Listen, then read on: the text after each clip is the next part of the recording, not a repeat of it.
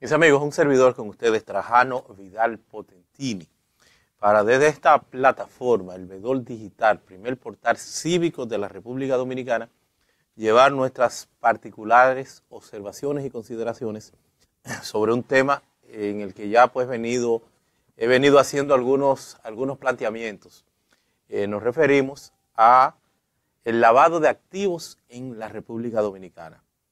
Ya en sucesivos programas hemos venido abordando, pero evidentemente que por la dinámica que supone este particular tema y por qué no también pues el impacto que tendrá el mismo de cara a la economía y a la vida de los dominicanos, estas nuevas disposiciones contenidas en la ley 155-17. Entonces he venido abordando, he venido haciendo algunos planteamientos sobre este tema en programas sucesivos que hoy, pues, en esa evolución, en ese seguimiento, hoy le doy continuidad. El lavado de activos, quiero hacerlo un poco didáctico para que tengamos una comprensión, no solo social, jurídica, legal del tema, sino además doctrinal. El lavado de activos es precisamente, conjuntamente con el financiamiento del terrorismo, es la gran preocupación que hoy por hoy pues tiene de cara al combate de la criminalidad, tiene la comunidad internacional, los diferentes estados que se han organizado, se han agrupado a partir o a través de una serie de mecanismos de cooperación, a partir también de organizaciones internacionales, para que desde ahí pues estén proyectando, estén dándole seguimiento a los estados en la observación, en el combate, en el seguimiento, en la coordinación de esfuerzos conjuntos,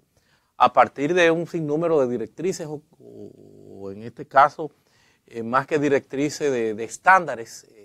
que sí funcionan también como directrices, pero estándares internacionales que son lo que los estados tienen que ir acogiendo e integrando a sus legislaciones.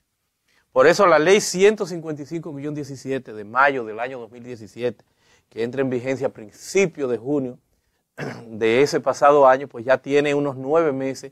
de estarse desarrollando en la República Dominicana, de estarse implementando. Y aún no se ha despertado porque no se ha socializado mucho, no se conoce, y más aún porque hace falta toda una arquitectura jurídica, administrativa,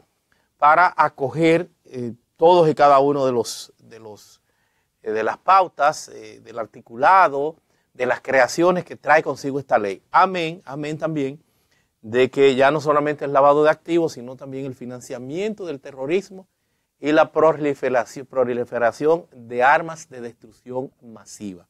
Son esos los componentes. Estos dos últimos componentes, armas de destrucción masiva y terrorismo, no nos hace mucho sentido, no nos toca muy de cerca, pero evidentemente que es una exigencia internacional, porque el terrorismo no es solamente el que esté instaurado en la República Dominicana, que no vemos casi, no hay esos asomos de terrorismo, ni tampoco el tema de las armas de destrucción masiva, que son ya para grandes conflagraciones bélicas, para grandes guerras, que no es el caso de República Dominicana. El caso más emblemático que nosotros tenemos aquí de terrorismo, me recuerdan ustedes recientemente, pues un joven trató de incendiar un vagón del metro y le cantaron 35 años,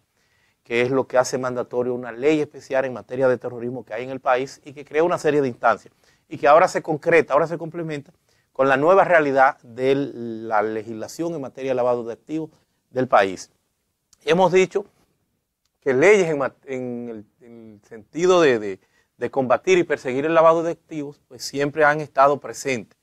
Desde el año 1995 con la ley 1795, que vino a modificar la ley de drogas para integrar el lavado de activos como una infracción previa, precedente, conducente al lavado de activos. Única y exclusivamente era para los temas de drogas. Porque el fenómeno del lavado de activos a nivel internacional pues no era de preocupación, pero empieza a serlo a partir de esa expansión, de ese desarrollo de la criminalidad organizada, aun cuando pudiéramos remontarnos en los términos de este flagelo, que hoy alcanza dimensiones de flagelo. El blanqueo de capitales, lavado de activos, lavado de dinero, legalización de capitales ilícitos, como usted, son diversas, son múltiples las denominaciones. Su génesis data de muchos años atrás. Su génesis como oficio conducente al ámbito delincuencial. Desde el año 1920, en Chicago, Estados Unidos, los tiempos de Al Capone, la expansión, el desarrollo de las mafias, la prostitución, ni siquiera tanto el tema de las drogas, el alcohol que era ilegal y que era pues una gran mercancía de la delincuencia, pues se fueron organizando en lavanderías, literalmente, o sea, negocios de lavandería, una red de lavanderías, la mafia organizaba esos grupos criminales organizados y desde ahí pues iban moviendo los capitales, iban integrando los capitales y en alguna forma dando sentido a las características que hoy por hoy pues mantienen el lavado de activos en esos procesos que dan como resultado al traste con el quehacer delincuencial. Esa es la génesis, viene desde ahí. Pero esa ley 1795, que es la que integra a la 5088, ley de drogas de la República Dominicana, el componente de lavado de activos, en aquel entonces, es precisamente parte de esas exigencias de una convención de Naciones Unidas, que es la que hace mandatorio la estructuración que vieron ustedes, que nosotros tenemos en la República Dominicana a nivel de la Dirección Nacional de Control de Drogas, el Consejo Nacional de Drogas y otros estamentos, otros seguimientos particulares con una oficina también para el tema de los bienes descomisados. Recuerdo también que la Dirección Nacional de Control de Drogas pues, era la que tenía el contacto, el control, es posible que todavía lo tenga, de la representación de la Interpol en la República Dominicana. No sé si está ahora en manos de la Policía Nacional. Pero eran drogas que tenía esta conexión porque precisamente ese ámbito de especialización en materia de persecución del narcotráfico viene dado en función de esa Convención de Naciones Unidas de 1988 sobre estupefacientes, sustancias psicotrópicas y narcotráfico, el control y el seguimiento del narcotráfico, que es por primera vez donde con mayor seriedad, mayor cobertura, se asimila ya el lavado de activos como una infracción previo a un delito, que en este caso asociado inminentemente, inicialmente al tema de las drogas, pero es donde se empiezan a dar estos aprestos, a poner en evidencia esta necesidad. Después de ello, y concomitantemente, se pudiera decir que también se fueron sucediendo otros esquemas internacionales importantes a nivel de también convenciones, tratados internacionales, como la Convención contra la Corrupción del año 2003, celebrada en Yucatán, en Mérida, Yucatán, en México, que participaron pues casi la mayoría de los países de Naciones Unidas, 192 países en aquel entonces, y participaron unos 147 en esa convención. Ya esa convención en materia de corrupción de Naciones Unidas ya contempla el lavado de activos, no solamente la necesidad del lavado de activos, no solamente para las drogas, sino para otros delitos. Pero de igual forma otra convención emblemática, amén de también una serie de esfuerzos internacionales sobre la materia, pero la emblemática es la denominada Convención de la Delincuencia Transnacional, el Crimen Organizado, que es la llamada Convención de Palermo. Todas estas son convenciones, tratados, acuerdos internacionales que han sido suscritos, pero además también ratificados por la República Dominicana y consecuentemente pues tienen un rango equivalente a las propias leyes nacionales, les son vinculantes al país, tienen que ser respetadas y tienen que ser observadas en todos los niveles. Se sucedieron también muchos esfuerzos, pero el más significativo, el más importante, porque además es producto de un seguimiento sostenido y de un perfil especializado, es el de la conformación en el 1989, por eso digo casi concomitantemente, se vienen dando de manera simultánea todos estos procesos, todos estos pasos,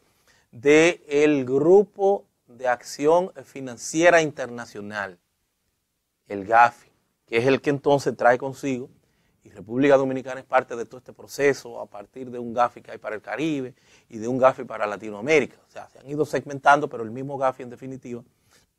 y ya integran a República Dominicana en esta dinámica y se manejan entonces un sinnúmero de estándares internacionales, como lo serían las 40 recomendaciones del GAFI, de ese Grupo de Acción Financiera, que vienen entonces a buscar lo que es la uniformización de legislaciones tipo para combatir y perseguir el tema de el lavado de activos y que se integra en ese proceso, en esa evolución, también como una preocupación del 2001, es donde se inicia esa preocupación con el derrumbe, el acto de terrorismo que ha marcado prácticamente al mundo, de las Torres Gemelas en Nueva York, y ahí entonces también preocupa ya el tema del terrorismo y conexo asociado a ese componente, pues también el tema de las armas de destrucción masiva. Ahí integran ya otras nuevas recomendaciones que posteriormente vienen siendo consensuadas y la dejan solamente en 40. La integran todas y esas 40 son el ABC de la legislación de lavado de activos a nivel de todo el mundo. Para la República Dominicana es un tránsito que conjuntamente con todos estos esfuerzos internacionales se da en razón, señores, primero de la 1795 para el tema de las drogas, después de la 72-02, que es otra ley también que duró unos 15 años en vigencia, desde el 2002 hasta el 2017, cuando entra en vigencia ya la 155-17, y esto entonces es lo que trae consigo, esa ley 155 que quede derogada, la ley anterior, que ya contenía no solamente el tema de las drogas, sino que además también, fuera del tema de las drogas, también, aparte del tema de las drogas, ya contemplaba otras infracciones graves para el tema del lavado de activos en la República Dominicana. Pero ahora estamos con esta ley, la 155-17, una ley que trae muchas novedades, una ley que nos invita y que ya hemos hablado, ya hemos planteado eso aquí en otros programas, que nos invita a un proceso de reflexión, de observación, de seguimiento, ¿por qué no de exigencia, de adecuarnos, de estudiar, de ponernos a tono con las nuevas realidades que plantea? Y digo las nuevas realidades que plantea porque la misma trae consigo pues un gran impacto a nivel de toda nuestra economía y a nivel de nuestra vida. De entrada o antes de entrar al tema en lleno, quiero también recrear con ustedes el concepto de lavado de activos. ¿Cuándo hay lavado de activos? O sea, y reitero que tiene muchas denominaciones: blanqueo de capitales, lavado de activos, el lavado de dinero, legitimación de capitales. En algunos lugares, y yo no lo uso, hablan de dinero sucio, dinero negro, porque no sé por qué el color negro tiene que ser asociado a términos lingüísticos a todas las cosas malas. Qué negra es mi suerte, la oscuridad, las tinieblas, y así sucesivamente. Un gato negro, el que ve un gato negro, pues es mala suerte, porque ese gato no puede ser blanco. Y por eso no voy a utilizar, entiendo que pudiera ser racista ese término de dinero negro, pero también se utiliza a nivel internacional. Y el lavado de activos comprende el conjunto de actividades, acciones que llevan los individuos a cabo con el objeto de darle apariencia legal a bienes, activos, dinero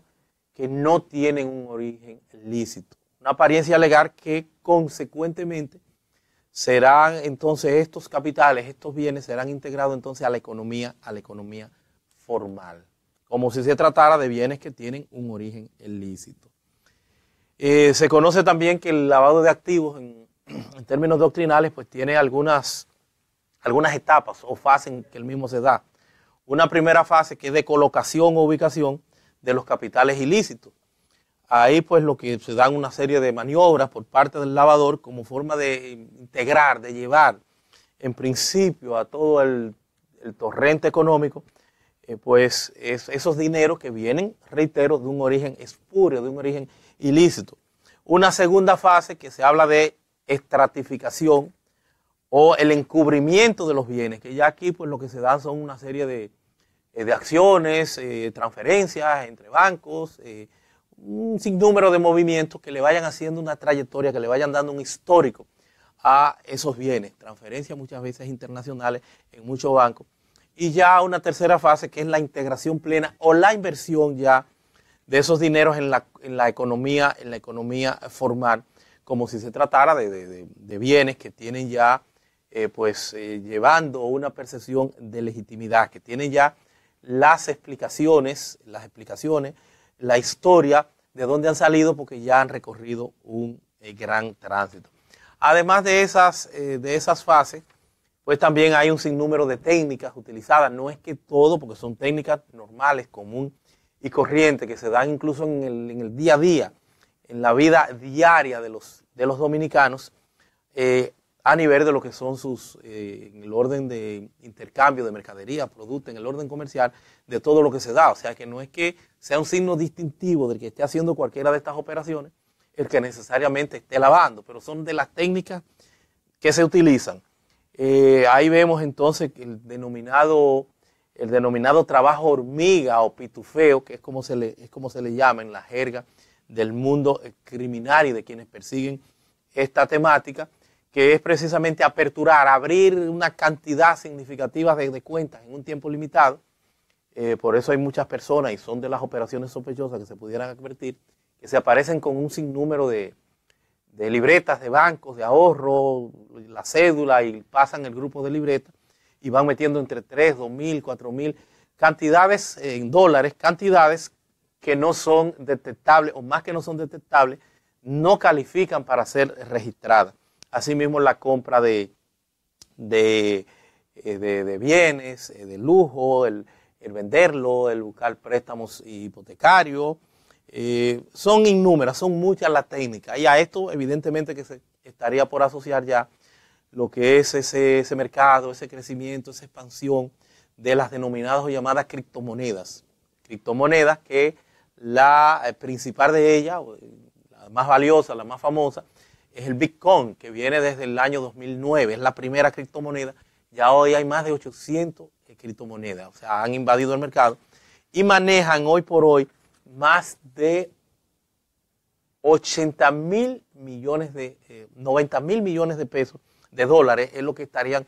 circulando. Vemos también cómo ya la ley en la República Dominicana, como hace una categorización de los llamados o sujetos obligados financieros y los sujetos obligados no financieros. Los sujetos obligados financieros pues son los que han estado siempre y los que están bajo el esquema, bajo la reglamentación de superintendencia de bancos, superintendencia de seguros, entidades financieras y otros que no tienen mayores inconvenientes porque tienen ya toda una estructura alrededor de esto que han venido trabajando. El problema no está en ellos. El problema está en los llamados, señores, sujetos obligados no financieros, donde estamos los abogados, los notarios, los contadores, los de bienes raíces, los de empresas de factoraje, con la construcción, un sinnúmero de los de banca de apuestas, un sinnúmero de sujetos obligados que hoy caen entonces bajo el control de la Dirección General de Impuestos Internos, que ha tenido a bien pues plantearse ya unas 5 normas para reglamentar lo que es su relación con el seguimiento y con el cumplimiento de la ley. Esto trae consigo grandes problemas, grandes inconvenientes, porque como sujetos obligados se nos pide, amén de un sinnúmero de cosas, que esto tendremos que hacerlo pues ya en una segunda parte, se nos pide como sujetos obligados, que ya yo he abordado, ya yo he trabajado desde aquí este tema, pero lo que quiero ahora es que se nos pide como sujeto obligado,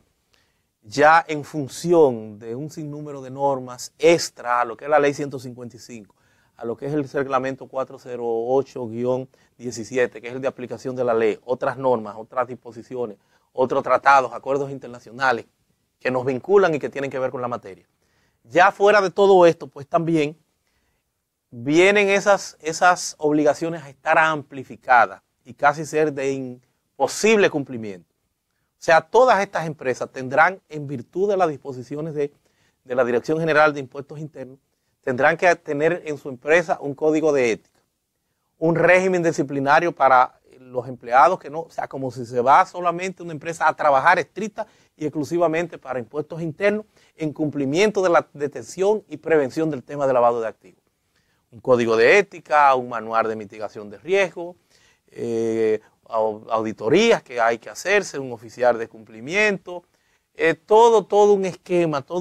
señores, además de reportar las operaciones sospechosas, de tener formularios en seguimiento de conoce tu cliente, de hacer esto bajo un estricto esquema de confidencialidad, todo un laborantismo que definitivamente pues habría que hacer una reingeniería a nivel interno de cada una de las empresas para poder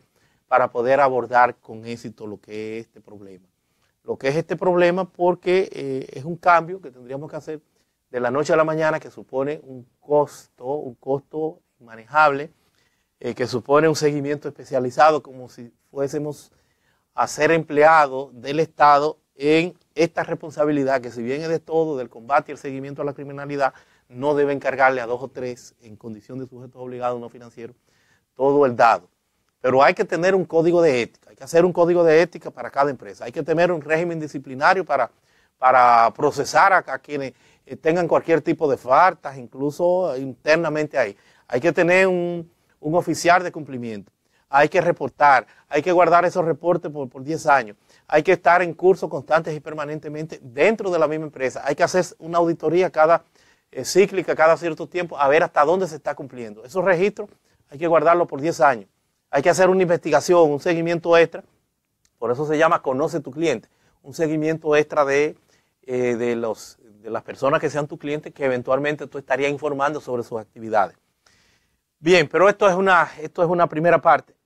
porque habría ya que entrar en detalles también de los tantos elementos, los tantos componentes que tiene esta ley de las personas expuestas políticamente, los denominados PECs, las entidades que tienen que ver con esto, la prohibición del uso de los efectivos, los reportes, cómo tienen que hacerse, las responsabilidades de cara a los otros sujetos obligados también que le corresponde pues el área de su tratamiento a órganos sectoriales que todavía no se han puesto la pila, la producción de documentos, el Ministerio Público especializado en la persecución, sus facultades, las penas que llegan hasta 40 años en esta ley especial, las descomunales multas, el secreto profesional del abogado, que aun cuando tratan de salvarlo todavía tiene muchos elementos. Yo por eso he querido venir estudiando, analizando y por qué no llevar pues algunas conferencias desde Fundación Justicia y Transparencia a muchos lugares. Vamos a estar, por ejemplo, el sábado 17 a las 11 de la mañana en Nagua. Asimismo, pues también tenemos un calendario ya que vamos a ir dando a conocer desde aquí, en donde vamos a estar participando con conferencias, donde además también presentaremos, que ya sale en los próximos días, un libro, una recopilación de la legislación tanto nacional como internacional en materia de lavado de activos, además de un estudio doctrinal en donde nosotros pues detallamos todos estos aspectos de cara a la responsabilidad, un análisis de la ley, de su contexto, de su contenido, que es lo que en alguna forma pues estamos recreando aquí. Ese libro va a estar ya próximamente a disposición del público. Se llama Legislación Dominicana en materia de lavado de activos, reglamentos, leyes, resoluciones, normativas e instrumentos internacionales sobre la materia. Además también de la guía, los instructivos que está a tal efecto, pues también preparando la Dirección General de Impuestos Internos y otros órganos encargados del seguimiento de esta ley. Este libro pues compendia todos estos elementos, amén, reitero, de un estudio doctrinal que necesariamente pues tendrá este estudio doctrinal que continuarse ampliando por la dinámica, la evolución que comprende este tema. Son muchas las cosas que hoy no hemos abordado. Pero ya ese libro, de unas 800 y tantas páginas, pronto va a estar a la venta. Reitero, no es un trabajo a nivel intelectual tan profundo, seguirá siempre pues reciclándose y ampliándose, ya con muchos elementos,